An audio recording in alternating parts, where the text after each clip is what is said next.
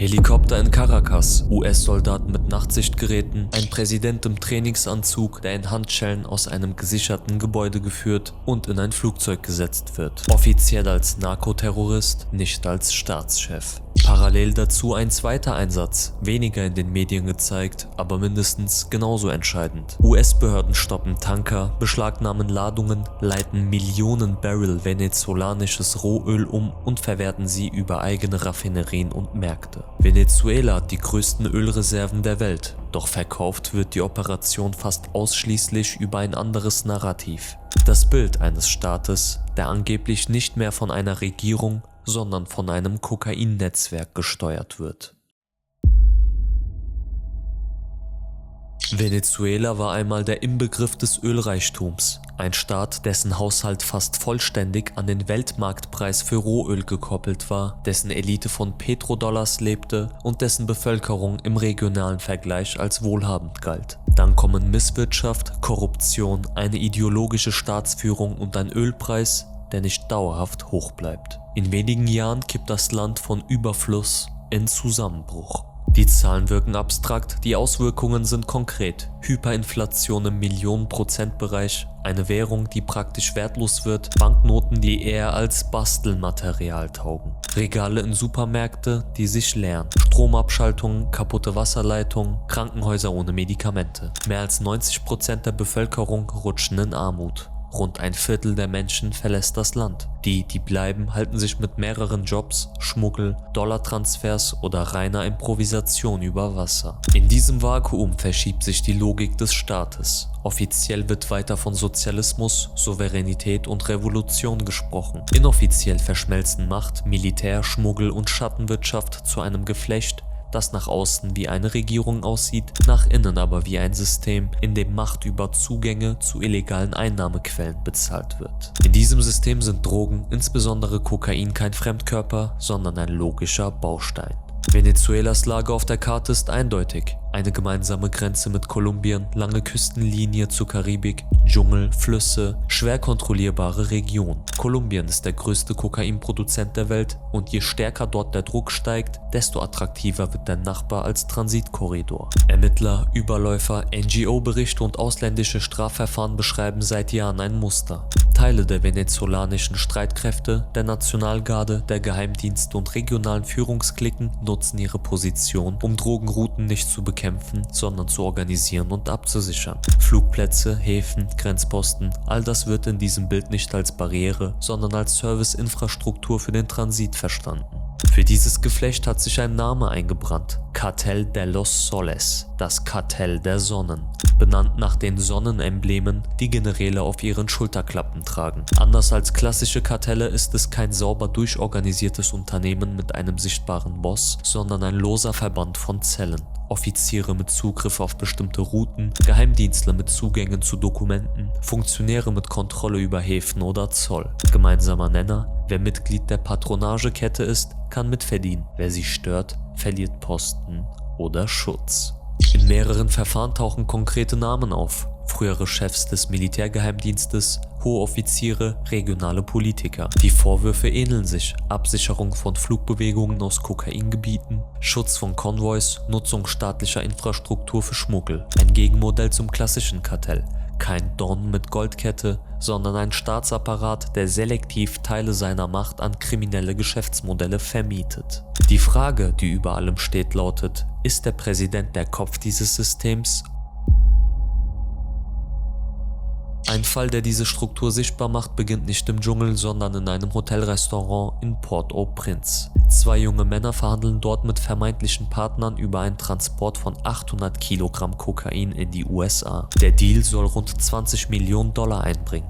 Die beiden reden frei über ihre Kontakte, über Flugzeuge, über die Leichtigkeit, mit der man Ware durch bestimmte Sicherheitszonen bringen könne. Und sie sagen einen Satz, der in den Ermittlungsakten hängen bleibt: Das Geld sei dazu gedacht, die Familie an der Macht zu halten. Die Männer heißen Efraín Antonio Campo Flores und Franqui Francisco Flores de Freitas. Sie sind keine namenlosen Unterweltfiguren, sondern Neffen von Cilia Flores, der Ehefrau von Nicolás Maduro. Dass der gesamte Austausch von der DEA dokumentiert wird, wissen sie nicht. Kurz darauf wird der Raum gestürmt, beide werden verhaftet, in die USA gebracht und in New York zu sehr langen Haftstrafen verurteilt. Damit ist zum ersten Mal aktenkundig. Teile der Präsidentenfamilie arbeiten aktiv mit Kokainlieferanten zusammen, verhandeln mit Mengen, die deutlich über das Straßengeschäft hinausgehen und denken offen über die politische Verwendung der Einnahmen nach. Es ist kein Beweis dafür, dass der Präsident persönlich Routen koordiniert, aber es ist ein starkes Indiz dafür, wie nah sich politische Spitze und Narkoökonomie im Umfeld dieses Regimes gekommen sind. In folgenden Jahren verdichten sich diese Indizien. Ausländische Strafverfolger sammeln Aussagen von übergelaufenen Offizieren und Geheimdienstlern, beschlagnahmen Dokumente, rekonstruieren Flugbewegungen, Containerströme, Geldflüsse. In mehreren Fällen werden hochrangige venezolanische Funktionäre in Drittstaaten festgenommen und an die USA ausgeliefert.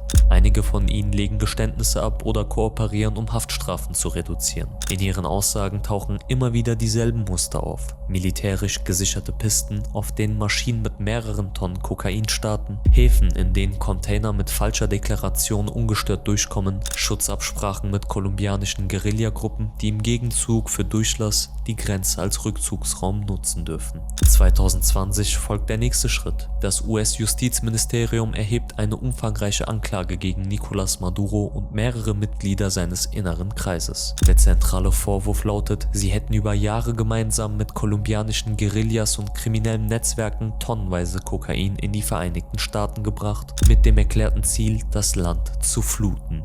Juristisch wird das als Narkoterrorismus gefasst. Bemerkenswert ist, wie breit die Anklage arbeitet. Sie zeichnet nicht nur einzelne Schmuggelvorgänge nach, sondern beschreibt ein System, in dem politische Posten gezielt an Personen vergeben worden sein sollen, die tief in Drogenhandel und Korruption verstrickt sind. Auf Basis dieser Vorwürfe setzen die USA ein hohes Kopfgeld auf Hinweise aus, die zu Maduros Festnahme führen. Parallel verschärfen sie Wirtschaftssanktionen, frieren Vermögenswerte ein und versuchen, das Regime diplomatisch zu isolieren.